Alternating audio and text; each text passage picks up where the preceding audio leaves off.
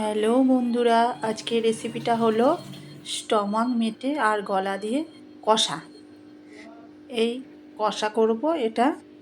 এর জন্য দেখুন আমি পেঁয়াজ, আদা, রসুন সব কেটে নিয়েছি, আর স্টমাক আর কিছু গলা আর কিছু মেটেটা আমি ভালো করে সুন্দর করে ধুয়ে পরিষ্কার করে নিয়েছি।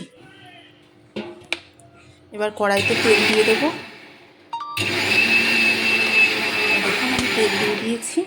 এবার তেল গরম হলে কেটে রাখা পেঁয়াজটা আমি দিয়ে দেবো।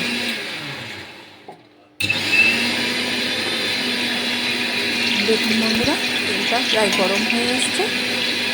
এইবার আমি তেলের মধ্যে কেটে রাখা পেঁয়াজগুলো দিয়ে দেবো।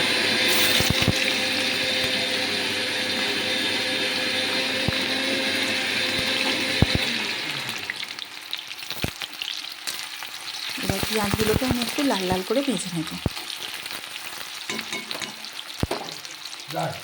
লাল লাল করে প্রায় ভাজা হয়ে গেছে।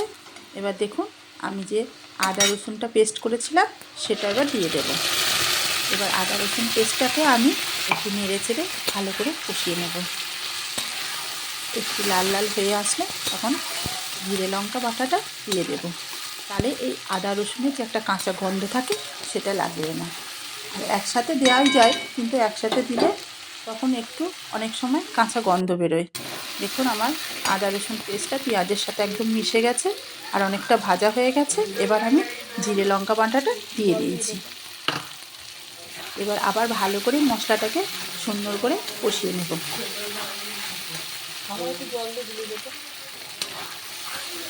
আপনারা প্রথম থেকে লাস্ট পর্যন্ত ভিডিওটি যেন দেখবেন। আর আপনাদের যদি দেখে ভালো লাগে তাহলে আমাকে লাইক কমেন্ট শেয়ার করে দিয়ে আমার ফেসবুক চ্যানেলটিতে ফলো করে দিয়েন, আর আমার ইউটিউব চ্যানেলটিতেও লাইক কমেন্ট শেয়ার আর সাবস্ক্রাইব করে দিন। আপনাদের কাছে অনুরোধ রইল। দেখুন বন্ধুরা, মশলাটা অনেকটাই প্রায় কষা হয়েছে। এবার এখানে পরিমাণ মতন লবণ দেব আর পরিমাণ মতন হলুদ দেব। আপনাদের যতটা পরিমাণ মাংস থাকবে ততটা পরিমাণ লবণ আর হলুদ দিতে হবে সেই অনুপাতে। এবার আমি লবণ আর হলুদ দিয়েছি। আবার ভালো করে মশলাটাকে কষিয়ে নেব। মশলাটা যতটা সুন্দর কষা হবে ততটাই স্বাদ ভালো আসবে। এবার দেখুন অনেকটাই তেল ছেড়েতে, আর এখানে আমি আরেকটু হলুদ দিয়ে দিয়েছি, যেহেতু হলুদটা একটু কম পড়েছিল তার জন্য। এবার মশলাটাকে আবার একটু সুন্দর করে কষিয়ে নেব। দেখুন অনেকটাই কষা হয়ে গেছে, মশলায় তেল ছেড়ে দিয়েছে। এইবার আমার ধুয়ে রাখা স্টমাকগুলো দিয়ে দেব। আর মেটেগুলো দেখুন এখানে আমি কিন্তু বড়ই আছে, যখন অর্ধেকটা কষা হয়ে যাবে তখন আমি খুন্তি দিয়ে কেটে টুকরো টুকরো করে দেব, তাতে ঝাল মশলাটা সুন্দরভাবে ঢুকে যাবে। এবার মশলাটা দিয়ে আমি ভালো করে কষিয়ে নেব।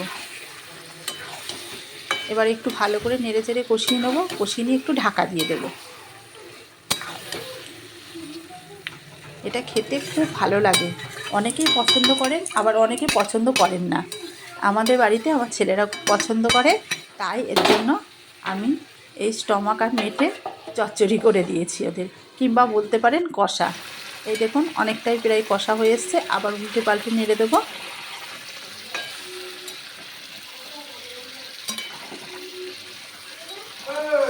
এবার দেখুন অনেকটা তেলও ছেড়ে দিয়েছে। এবার সিদ্ধ হওয়ার জন্য আমি জল দিয়ে দেব।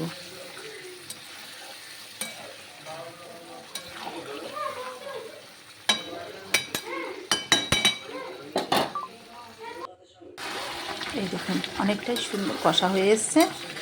আর এবার আমি একটু জল দিয়ে দেবো, যাতে ওই যে স্টমাকটা আছে স্টমাকটা একটু ভালোভাবে সিদ্ধ হয়, সেজন্য আমি একটু জল দেবো। আবার জলটা এত সুন্দর কষিয়ে শুকিয়ে নিতে হবে যাতে কষা কষা হয়। আপনাদের যে পরিমাণ মাংস থাকবে সেই পরিমাণ অনুপাতে জলটা দেবেন।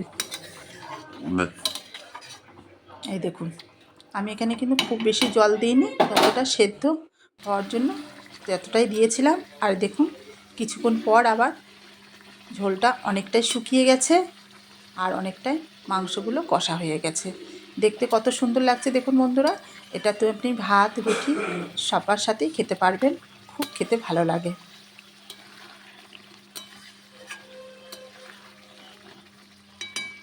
এবার বন্ধুরা আরও একটু ভালো করে সুন্দর করে কষিয়ে নেব। দেখুন বন্ধুরা অনেকটাই কষানো হয়ে এসছে আর একদম গ্রেভিটা শুকনো শুকনো হয়ে গেছে। সেই জলটা কিন্তু আর নাই, জলটা দিয়ে ভালো করে দেওয়া হয় যাতে সিদ্ধ হয়। আর দেখুন একদম কষা হয়ে গেছে। এবার আমাদের স্টমাক গলা মেটে কষানো হয়ে গেছে। এবার আমরা এটাকে নামিয়ে নেব। দেখুন কালারটা কত সুন্দর এসছে বন্ধুরা। আপনাদের ভালো লাগলে অবশ্যই আমাকে কমেন্ট করে জানাবেন।